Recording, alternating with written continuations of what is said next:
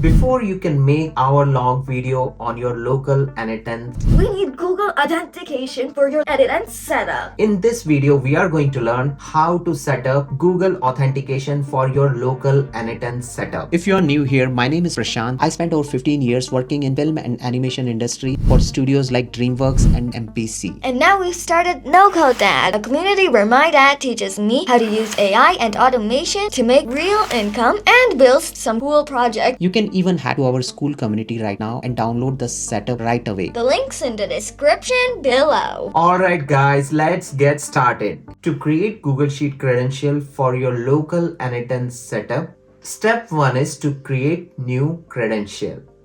And then go to cloud.google.com. Click console. Then click here and then choose a new project. Alright. Give your project a name. Name it n8n Docker. Then click create. Once the project is created, go to the project. Click and choose API services. And then search for Google Sheet API. Then click on it. Then you can enable the Google Sheets API here. You also have to enable Google Drive API. Select the Google Drive API and then enable Google Drive API.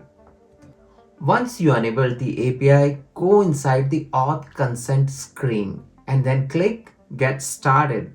Give your app a name, call it n8n, and then choose a support email here. Then click next, and in audience choose external and then click next. Then in contact information give an email address, then click next and then click agree and then click continue, and then you can create the app. Once the app is created, you have to create an OAuth client by clicking here and choose the application type as web application. Name it n8n client.